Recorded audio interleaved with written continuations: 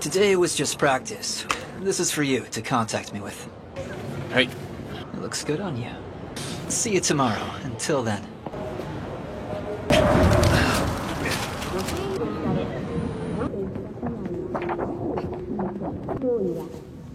Oh, hello. Kabuki-chon. Tapos po yung gadgets.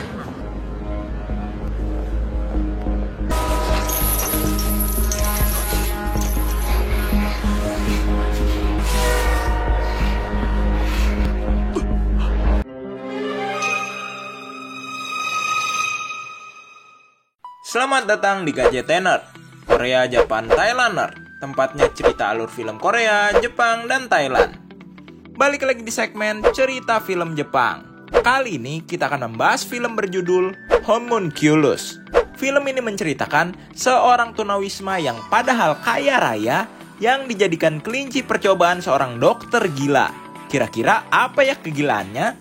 Daripada penasaran, mending kita langsung skuidah. Film diawali dengan seorang dokter yang sedang melakukan operasi mengebor tengkorak kepala bagian depan pasiennya. Lalu beralih ke seorang pria yang hidup di dalam mobilnya bernama Nakoshi.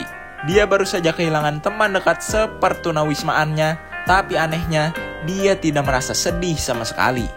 Walaupun dia tunawisma, dia mempunyai banyak tabungan. Thank you so much. If you could please sign here. Black card, bro. Malamnya dia kembali ke mobil dan meratapi sebuah kunci rumah. Tiba-tiba ada seorang laki-laki bernama Ito menawarkannya untuk menjadi relawan sebuah eksperimen bernama trepanasi, yang dimana nantinya si relawan tengkorak kepalanya akan dilubangi sedikit dan katanya hal itu bisa memaksimalkan fungsi otak daripada biasanya, di mana intuisi akan lebih tajam, membangkitkan indera keenam, bahkan bisa mengingat hal yang terlupakan. Nakoshi menolak tawaran itu. Tapi, Ito tiba-tiba menyinggung tentang diri Nakoshi yang tidak mempunyai emosi sama sekali. Ditambah, dia tahu nama Nakoshi. Nakoshi bingung kenapa Ito bisa tahu namanya. Ito langsung pergi. Paginya, mobil Nakoshi diderek karena parkir sembarangan. Dan ternyata orang yang melaporkan mobil Nakoshi ke petugas adalah Ito. Dia melakukan itu supaya Nakoshi mau menjadi relawan eksperimen gilanya.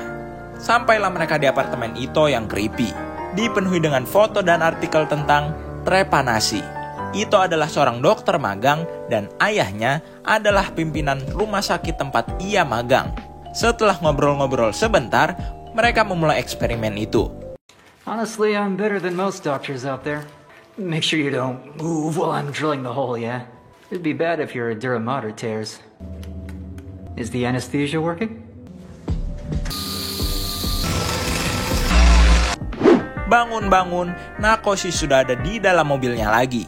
Kepalanya sudah ada bekas eksperimen kemarin, beserta uang yang dijanjikan. Malamnya, Nakoshi pergi makan malam dengan Ito. Ito berkata kalau eksperimen ini akan berlangsung 7 hari, di mana inti dari eksperimen ini adalah Ito ingin membuktikan kalau kekuatan supernatural dan hal gaib itu tidak ada, dan semuanya bisa dijelaskan menggunakan otak. Ito lalu mencoba mengasah intuisi Nakoshi dengan mengacak kartu bersimbol. Nakoshi harus memilih kartu yang bersimbol bintang. Dan cara mengaktifkan intuisinya itu adalah dengan menggunakan seluruh sisi kiri tubuhnya. Dan betul saja, dia bisa menebak posisi kartu bersimbol bintang itu. Sepulang dari sana, Today was just practice. This is for you to contact me with. Hey. It looks good on you. See you tomorrow. Until then.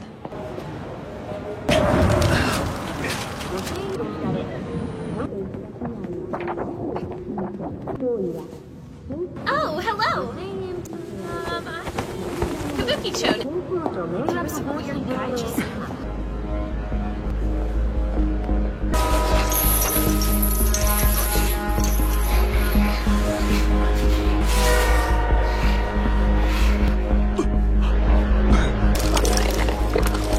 You sure? Yeah.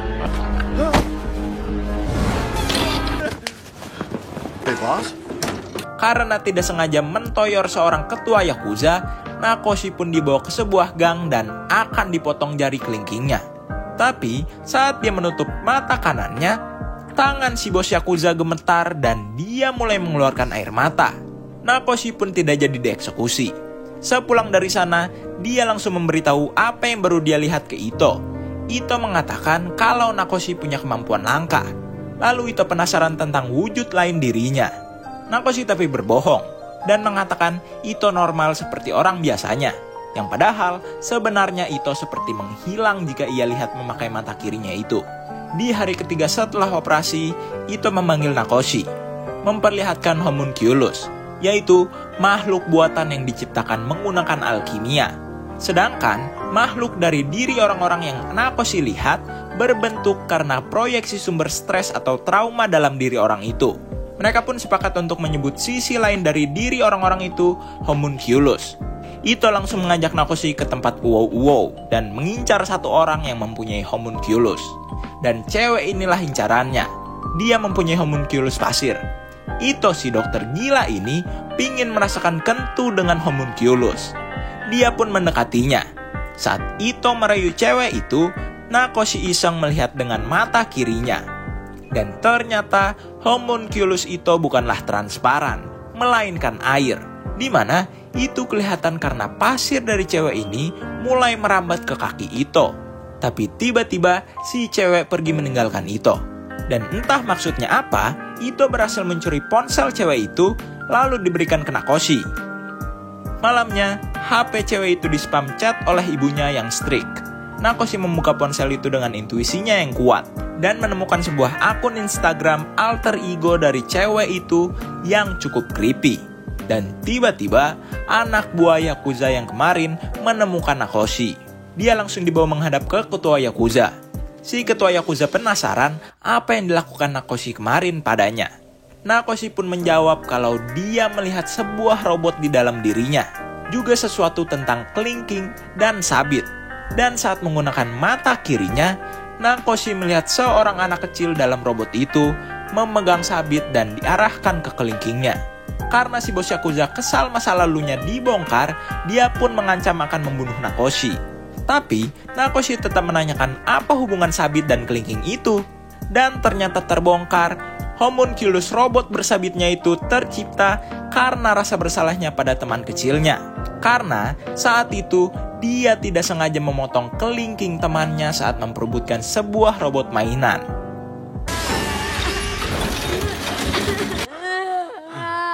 I Did that to Kazoku. Pinky. Pinky. I'm I'm sorry. sorry. I'm sorry. Setelah dosa masa kecilnya terbongkar, dia pun berhenti menjadi Yakuza dan menebus kesalahannya dengan memotong jari kelingkingnya sendiri. Dan homunculusnya pun hilang. Sepulang dari sana, dia melihat tenda teman sepertunawismaannya yang meninggoy di scene awal. Dan benar kata Ito, kalau eksperimen trepanasi ini bisa membuat Nakoshi si manusia tanpa emosi ini merasakan emosi lagi. Sampai-sampai dia menangis saat ada di tenda temannya itu. Lalu Nakoshi diajak makan malam bersama oleh tunawisma di sana. Ternyata Nakoshi dulu bekerja di perusahaan asuransi sebagai penghitung jumlah asuransi jiwa yang keluar di saat si nasabah asuransi meninggoy. Dan dia langsung mencontohkannya pada seorang tunawisma di sana. Tapi karena menurut orang-orang di sana Nakoshi terlalu lancang, dia pun diusir. Dan kebetulan cewek pemilik HP itu menelponnya meminta HP-nya dikembalikan. Cewek itu pun datang. Karena cewek ini cukup angkuh, Nakoshi pun membongkar aib alter egonya. Dan saat Nakoshi memakai mata kirinya, homunculusnya mulai agresif. Kepalanya menjadi kerang. Homunculusnya makin agresif dan seperti mengajaknya bercocok tanam. Nakoshi pun mengerti kalau homunculus cewek ini terbentuk karena dirinya yang mau memberontak orang tuanya yang strict. Nakoshi pun mengiyakan keinginan homunculusnya si cewek dan mulai menyucuk batangnya. Saat selesai, tiba-tiba Nakoshi melihat darah bekas luka di kaki si cewek seperti yang dia lihat di akun alter egonya. Dia pun menghisap darah itu. Tapi si cewek seakan darahnya itu tidak mau dibagikan ke siapapun. Dan akhirnya dia mencium Nakoshi. Homunculusnya pun hilang. Seketika juga, dia baru merasakan sakitnya pertama kali bercocok tanam. Aneh. Ibu si cewek tiba-tiba menelpon, lalu tiba-tiba ada di dekat sana. Tapi untungnya, dia belum sempat melihat muka anaknya itu di dalam mobil. Si cewek senang, akhirnya dia berhasil, tanda kutip, memberontak. Di hari keempat, Nakoshi terkaget-kaget karena ternyata setengah dirinya malah menyerap homunculus orang-orang yang dia bantu. Tapi saat ingin menemui Ito, dia malah bertemu dengan seorang wanita dengan homunculus berbaju merah bermuka rata. Tiba-tiba juga Nakoshi mendapatkan potongan ingatan di mana dia pernah bertemu wanita itu. Ito pun datang. Mereka langsung ke tempat Ito. Ito menunjukkan foto seorang wanita yang bisa melihat homunculus juga. Dan dia pernah menggambarkan potret dirinya, yang kelihatannya ada beberapa homunculus di dalam dirinya. Jadi, Ito berspekulasi kenapa homunculus orang-orang bisa tiba-tiba berpindah karena antara diri Nakoshi dengan orang yang mempunyai homunculus itu mempunyai satu pemikiran yang sama. Rasa bersalah seperti si bos Yakuza, hidup sesuai aturan orang lain seperti si cewek pasir, dan mungkin itu semua ada hubungannya dengan si wanita muka rata berbaju merah tadi. Karena Nakoshi merasakan hal yang berbeda saat melihat homunculusnya. Lalu Nakoshi menanyakan apa yang terjadi pada wanita yang ada di foto. Ternyata wanita itu bunuh diri setelah menggambar potret dirinya tadi. Nakoshi pun langsung panik ajaib. Takut dia pun stres lalu bunuh diri juga. Nakoshi meminta Ito untuk menutup lubangnya itu. Ito tidak mau dan memintanya menunggu sampai ke hari 7 saja. Sepulang dari sana, Nakoshi langsung mencari kartu nama seseorang bernama Nanako. Karena dia mendapatkan ingatan sebuah peristiwa di mana dia bertemu pertama kali dengan wanita baju merah itu di klub, dan mobil ini pun ternyata milik si wanita. Bahkan sepertinya mereka juga pernah sedekat itu. Di hari kelima, Nakoshi menunggu di depan gedung dari alamat yang tertera di kartu nama Nanako. Dan saat menghampirinya, ternyata Nanako juga mengalami lupa ingatan. Ia pun dibawa Nakoshi ke sebuah tempat yang ternyata adalah apartemen Nakoshi, di mana mereka pernah tinggal bersama di sana setelah pertemuan di klub itu. Malamnya, saat Nakoshi memberi baju merah kesukaannya, tiba-tiba Nanako mendapat potongan ingatan yang cukup creepy. Nakoshi berusaha menenangkannya. Malam itu pun jadi malam di mana mereka melepas kerinduannya. Di sisi lain, Ito ternyata terus-menerus menelpon Nakoshi, tapi teleponnya diabaikan. Ngapain dia ngegambar sisik dah?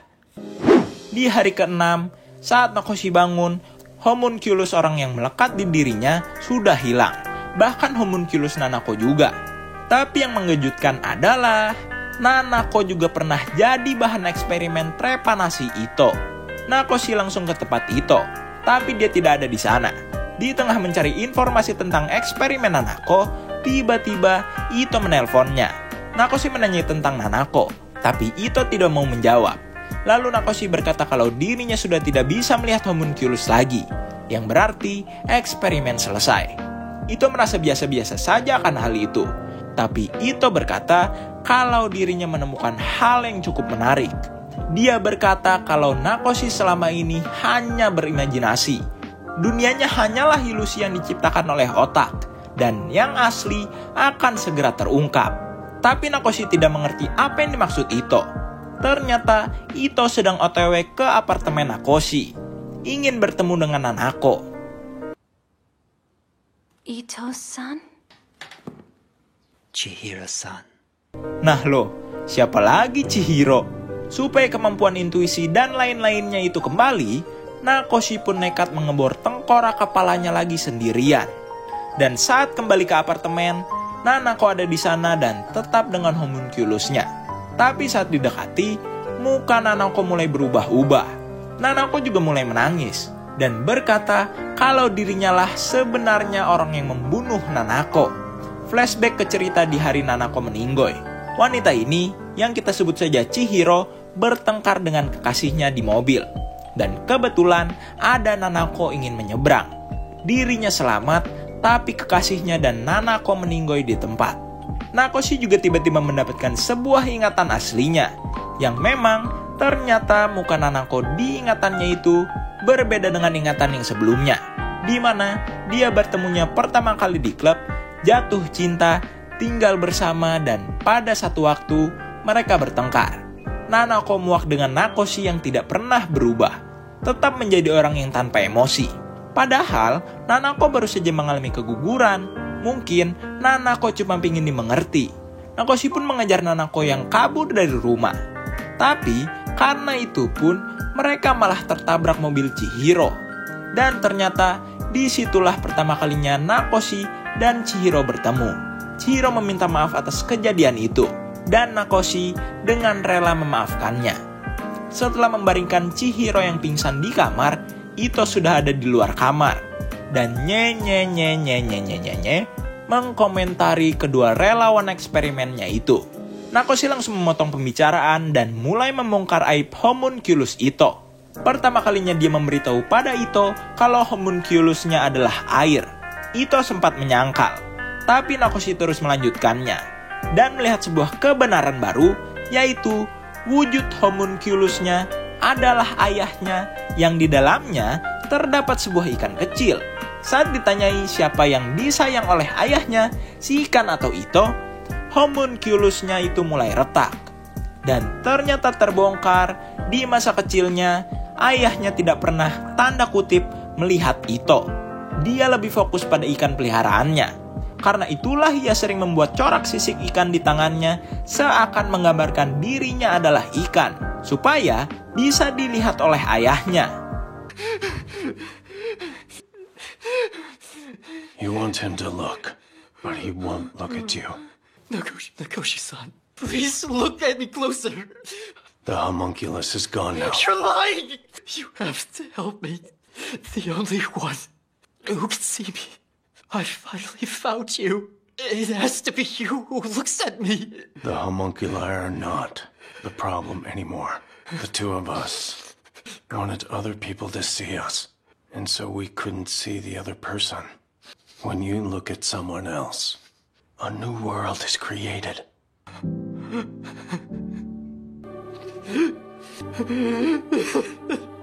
Entah apa maksud perkataan itu untuk terus melihatnya. Kaum pelangi kah? Hari ke-7, Ito akhirnya berani membor tengkorak kepalanya sendiri serta menjahit kelopak mata kanannya. Entah tujuannya apa. Udah gila. Dan film diakhiri dengan Nakoshi dan Chihiro yang akan memulai perjalanan barunya. Tamat. Membingungkan bukan?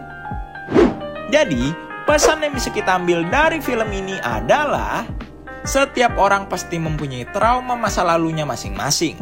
Bisa kita cuma menghargai kekurangannya itu, atau membantunya lepas dari traumanya. Oke, jadi itulah cerita alur film Homunculus yang KJT Nerd bawakan. Dengan kisah lika-liku hidup Nakoshi yang membingungkan ini, rating yang KJT Nerd kasih buat film ini 7/10. Nah, kalau penasaran sama film ini selengkapnya, makanya cus dimonggoin untuk ditonton sendiri. Sekedar mengingatkan, jangan lupa untuk komen, like, dan subrek. Oke? Kalau begitu, KJT Nerd signing out.